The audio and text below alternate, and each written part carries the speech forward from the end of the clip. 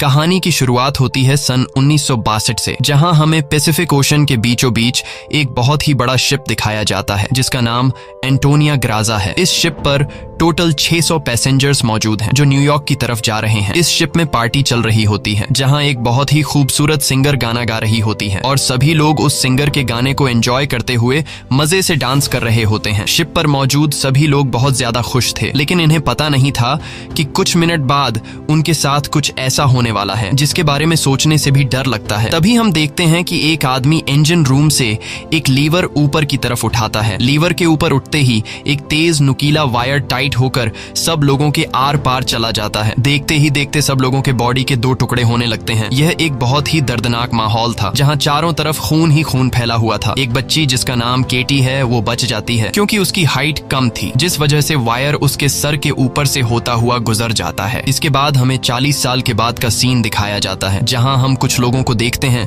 जो एक टग बोट की मदद से एक बड़े शिप को खींच कर ले जा रहे होते हैं। तभी अचानक वो पुराना शिप डूबने लगता है। यह देखकर ग्रुप का लीडर अपनी टीम में से एक लड़की जिसका नाम मर्फी है उसे उस पुराने शिप पर भेज देता है ताकि मर्फी उस पुराने शिप को जिस वायर से बांध कर ले जाया जा रहा था उसे आजाद कर दे, वरना अगर यह पुराना शिप डूब गया तो उसके साथ साथ इनकी ये टग बोट भी डूब जाएगी। मर्फी जब उस पुराने शिप पर पहुंचती है तो उसे पता चलता है कि पुराने शिप के निचले हिस्से में दरार पड़ चुकी है, जिस वजह से शिप में तेजी से पानी भरता जा रहा है और अगले 5 मिनट में यह शिप पानी में डूब जाएगा। मर्फी ये बात अपनी टीम के लीडर को बताती है। ये सुनकर टीम का लीडर मर्फी को ऑर्डर देता है कि जिस वायर से हम इस शिप को खींच रहे हैं उस वायर को आजाद कर दो और फौरन वहां से निकलकर हमारे पास टग बोट पर पहुंचो, क्योंकि हम इस पुराने शिप को छोड़कर जाने वाले हैं। तभी टीम के 2 और साथी भी मर्फी के पास पहुंच जाते हैं और वो भी मर्फी को बाहर निकलकर शिप को छोड़ने के लिए कहते हैं, लेकिन इस शिप को ढूंढने में उन्हें 3 महीने लगे थे, जिस वजह से मर्फी इतनी आसानी से इस शिप को छोड़कर नहीं जाने वाली थी। वो शिप को बचाने के लिए नीचे पानी में कूद जाती है, जिसे देखकर ऊपर बैठे 2 साथी भी औजार लेकर मर्फी के पीछे कूद जाते हैं। ये तीनों जैसे तैसे करके शिप को डूबने से पहले ही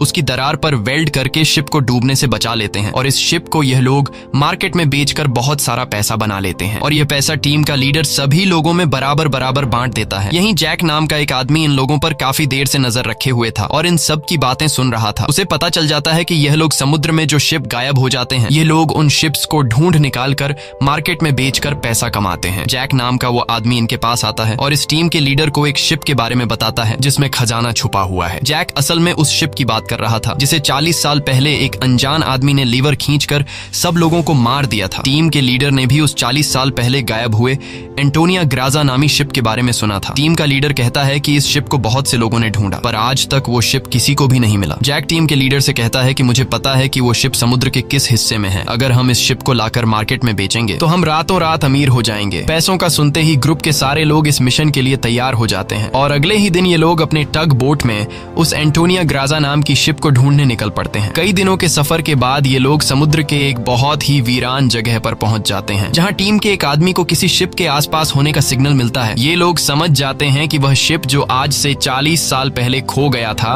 वह यहीं कहीं पर है। थोड़ा ही आगे बढ़ने पर इनके सामने एक बहुत ही बड़ा शिप आ जाता है। ये वही शिप है जिसे हमने कहानी की शुरुआत में देखा था और ये शिप पिछले 40 सालों से समुद्र में गायब हो गया था। इस शिप को देखकर ये सभी लोग बहुत ज्यादा खुश हो जाते हैं और उन्हें लगता है कि इस शिप को बेचकर ये लोग माला माल हो जाएंगे। अब टीम का लीडर 2 लोगों को टग बोट में ही रहने के लिए कहता है और खुद कुछ साथियों के साथ उस पुराने शिप की जांच के लिए अंदर चला जाता है। अंदर जाते ही इन लोगों को बहुत ही अजीब सी आवाज आने लगती है जिसे सुनकर ये लोग घबरा जाते हैं। इसके बाद टीम का लीडर अपने साथियों को आगे बढ़ने के लिए कहता है। ये लोग उस आवाज को फॉलो करते हुए एक बड़ी सी घड़ी के पास पहुंचते हैं जहां ये लोग देखते हैं कि उस घड़ी का कांटा अभी भी हिल रहा है। कुछ देर बाद अचानक उस घड़ी का कांटा रुक जाता है। यह देखकर उन्हें कुछ अजीब लगता है। अब ये लोग शिप की ओर जांच करने के लिए आगे बढ़ते हैं। अंदर ये जहाज पूरी तरह से बिखर चुका था, जहां सारी चीजें टूट चुकी थीं और जहाज के लोहे में जंग लग चुका था। ये लोग जब आगे बढ़ रहे होते हैं तब उनका एक साथी नीचे फ्लोर टूटने की वजह से गिरने ही वाला होता है कि तभी मर्फी उसे पकड़ लेती है और जब मर्फी अपने साथी को ऊपर खींचती है तब उससे नीचे एक लड़की दिखाई देती है। ये वही लड़की है जो आज से 40 साल पहले यानी कि सन 1962 में शिप में अकेली बची थी, जिसके सिर के ऊपर से वायर गुजरा था। लेकिन हैरान करने वाली बात यह थी कि 40 साल बाद भी उसकी उम्र उतनी ही थी, जिसका मतलब यह है कि यह उस लड़की की आत्मा है। मर्फी उस लड़की को जब दोबारा देखती है तो वह लड़की अचानक कहीं गायब हो जाती है। अब ये लोग जैसे तैसे करके अपनी साथी को ऊपर की ओर खींच देते हैं। यहाँ मर्फी को कुछ समझ नहीं आता कि उसने जो देखा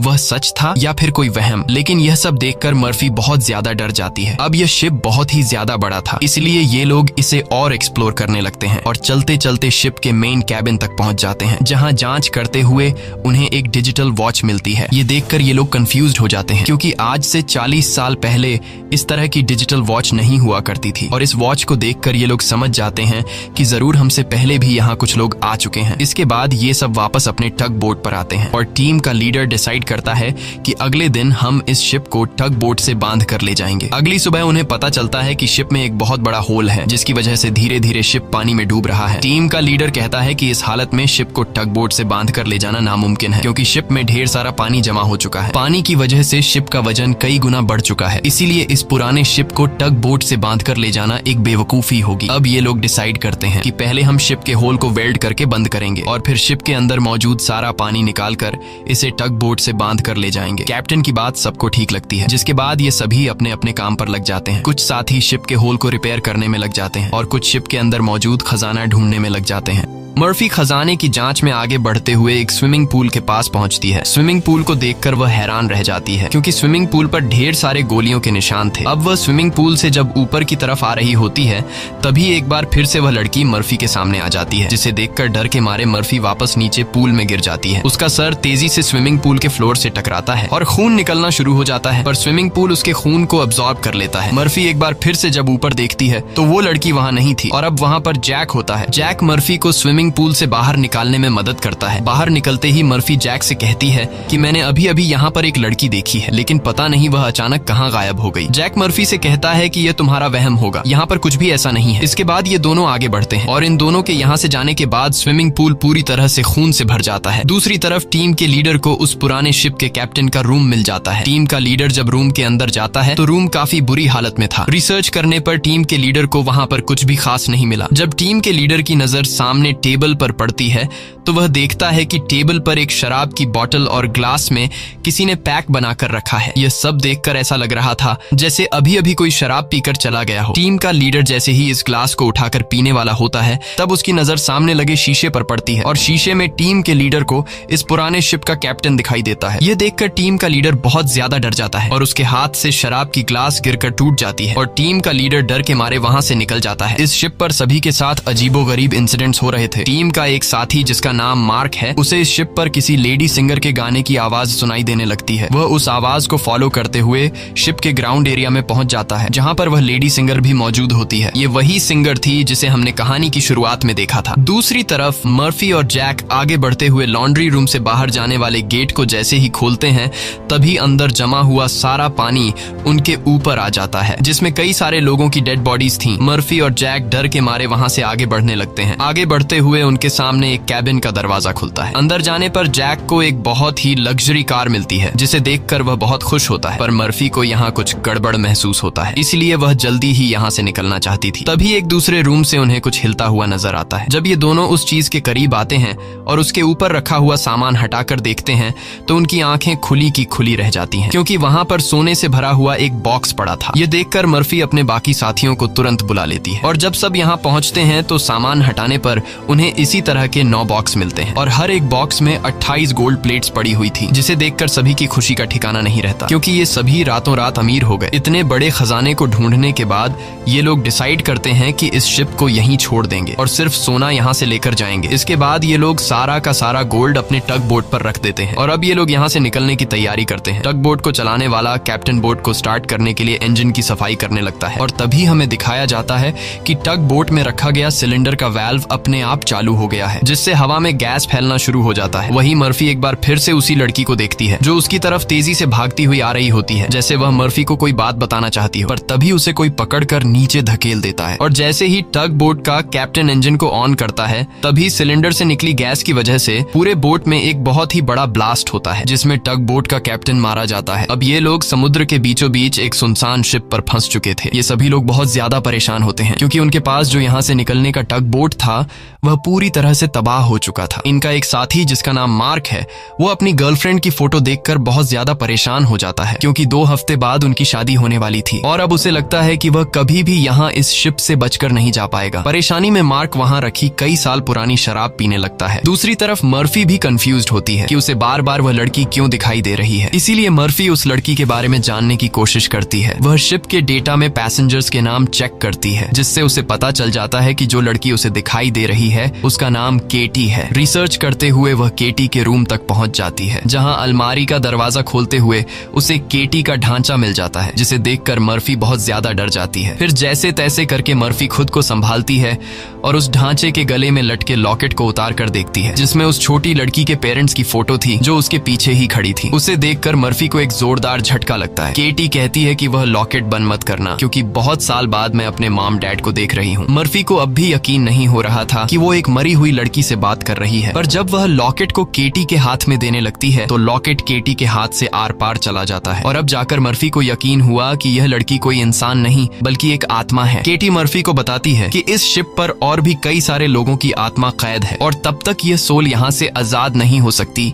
जब तक उस आदमी को न मारा जाए जो लोगों की आत्मा को यहाँ पर कैद करता है। मर्फी केटी से पूछती है कि कौन है वो आदमी जिसने तुम्हें और बाकी लोगों की आत्माओं को यहाँ कैद कर रखा है। केटी जैसे ही मर्फी को उस आदमी के बारे में बताने वाली होती है, तभी अचानक छत पर कुछ अजीब से कीड़े निकलने लगते हैं, जिसे देखकर केटी बहुत ज्यादा डर जाती है और वह मर्फी से कहती है कि जल्द से जल्द इस शिप से तुम लोग निकल जाओ वरना तुम लोग मारे जाओगे। इसके बाद केटी गायब हो जाती है। दूसरी तरफ मार्क पूरी बोतल पीने के बाद उसे चक्कर आने लगा। उसके आसपास पड़े सभी टेबल और चेयर्स हिलने लगते हैं। देखते ही देखते सब कुछ रिपेयर होकर नया हो गया और आज से 40 साल पहले जो लोग इस शिप में मारे गए थे वह दोबारा से मार्क के सामने जिंदा खड़े हो गए। मार्क बीच में खड़ा था, जिसके चारों तरफ लोग उसके लिए तालियां बजाने लगे। शुरू में तो मार्क को भी कुछ अजीब लगता है, लेकिन फिर वह सोचता है कि यह सब शराब का कमाल है। अगले ही पल वह लेडी सिंगर मार्क के करीब आ गई और वह मार्क के साथ इंटीमेट होने लगी। लेडी सिंगर पूरी तरह से मार्क को अपने वश में करके अपने पीछे लगा देती है। मार्क भी बिना कुछ सोचे समझे उसके पीछे जाने लगा। बेवकूफ मार्क को पता ही नहीं चलता कि यह सिंगर उसे एक ट्रैप में फंसा रही है। वह लेडी सिंगर फ्लोर के किनारे पर खड़ी होकर मार्क को बुलाने लगती है। मार्क इस सिंगर को हासिल करने के चक्कर में फ्लोर से नीचे गिरकर मारा जाता है। वही हमें टीम के लीडर को दिखाया जाता है,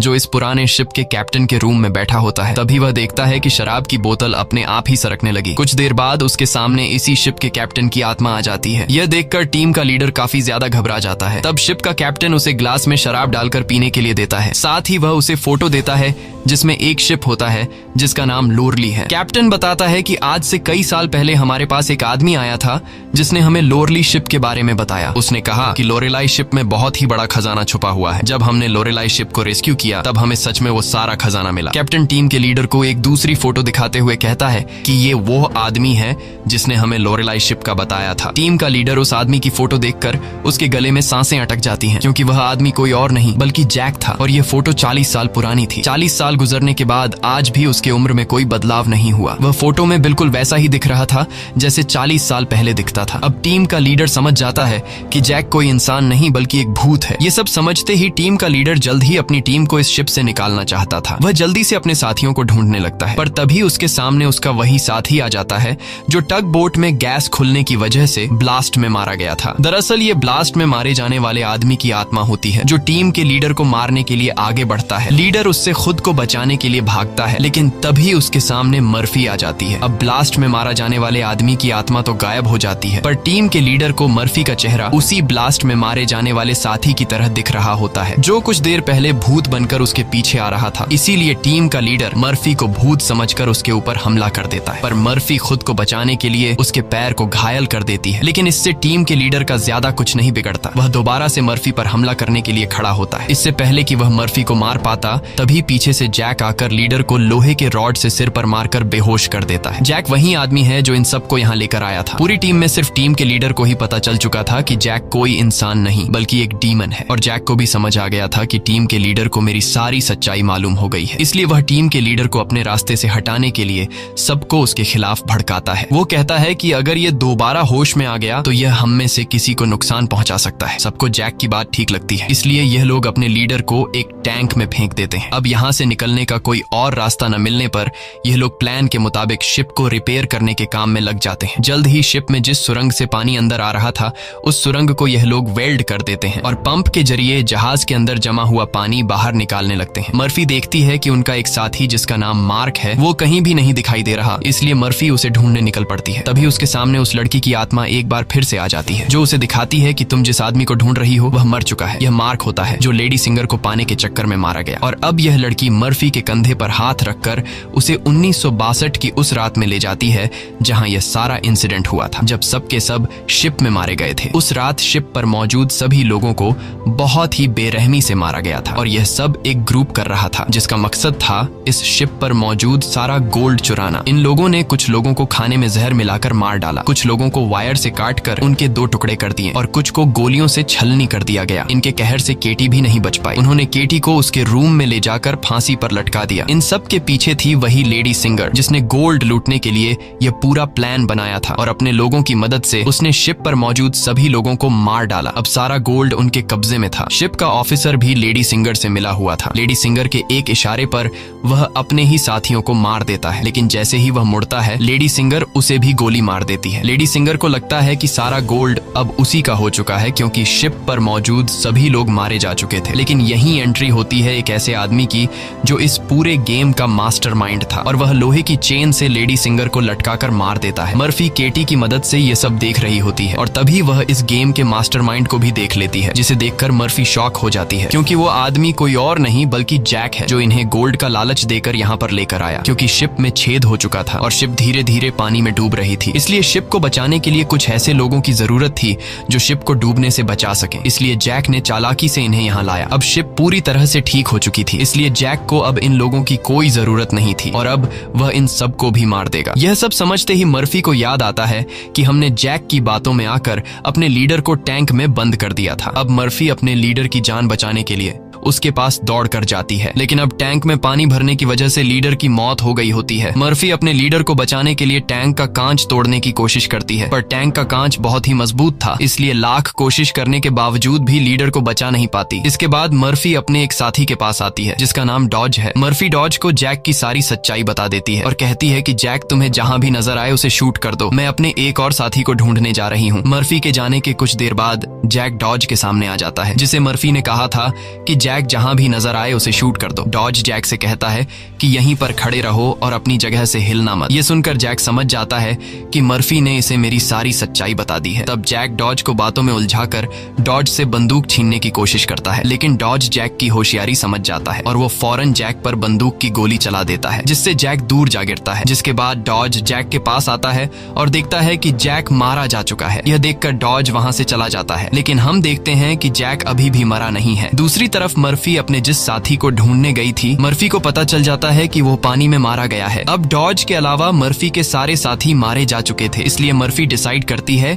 कि वो इस पूरे शिप को तबाह कर देगी। जिसके बाद मर्फी शिप के हर एक कोने में बॉम्ब फिट करने लग जाती है और तभी उसके पास डॉज आ जाता है। डॉज मर्फी को बताता है कि मैंने जैक को मार दिया। ये सुनकर मर्फी कहती है कि जैक नहीं मरने वाला है, क्योंकि जैक कोई इंसान नहीं बल्कि एक डीमन है, इसलिए हमें यह पूरी शिप ब्लास्ट करनी होगी ताकि जैक हमारी तरह और किसी इंसान को यहाँ लाकर न फंसा सके। और जैक ने जितने भी सोल्स को इस शिप में कैद कर रखा है वो सभी आजाद हो जाएंगे। डॉज यहाँ पर गुस्से से मर्फी को समझाता है कि हमें शिप को ब्लास्ट नहीं करना चाहिए, क्योंकि इस तरह से शिप में रखा सारा गोल्ड बर्बाद हो जाएगा और हमें बिना गोल्ड हासिल किए खाली हाथ घर लौटना होगा। मर्फी कहती है कि यह गोल्ड दरअसल जैक का एक चाल है जो हम यहाँ से कभी भी नहीं ले जा पाएंगे, इसलिए मुझे हर हाल में यह शिप ब्लास्ट करनी होगी। अब जैक समझ जाता है कि मर्फी किसी भी हाल में नहीं मानने वाली, इसलिए जैक अपने असली रूप में आ जाता है, जिससे हम समझ जाते हैं कि जैक ने डॉज को भी मार दिया था। जैक उसे बताता है कि तुम्हारा और मेरा काम एक ही है, जिस तरह से तुम समुद्र में फंसी हुई शिप्स को जमा करती हो उसी तरह से मैं सोल्स को जमा करता हूँ। पहले मैं भी इंसान था, लेकिन मैंने बहुत पाप किए जिसके बदले मुझे यह काम दिया गया, और अब मैं सोल कलेक्टर हूँ जिसके लिए मुझे शिप की जरूरत है और मैं नहीं चाहता कि तुम इस शिप को ब्लास्ट करो। जैक मर्फी को एक चांस देता है। वो कहता है कि जाओ, मैं तुम्हें नहीं मारूंगा, लेकिन बदले में तुम्हें इस शिप को ब्लास्ट नहीं करना होगा। पर मर्फी उसकी बात नहीं मानती, जिसके जिसके बाद जैक एक लोहे के रॉड से उस पर हमला कर देता है, जिससे मर्फी नीचे गिर जाती है। अब जैसे ही जैक मर्फी को मारने के लिए आगे बढ़ता है, तब मर्फी एक तीर चलाकर उस बॉम्ब वाले रिमोट पर निशाना लगाती है और खुद फौरन पानी में कूद जाती है, जिसके बाद शिप में एक बहुत बड़ा ब्लास्ट होता है। ब्लास्ट की वजह से शिप पानी में डूबने लगती है और मर्फी पानी के अंदर शिप के नीचे फंस चुकी होती है। अब उसे बाहर निकलने का कोई रास्ता नहीं दिखता और उसकी सांसें भी फूलने लगती हैं। पर तभी वहां पर केटी की आत्मा आती है, जो मर्फी को हाथ से पकड़कर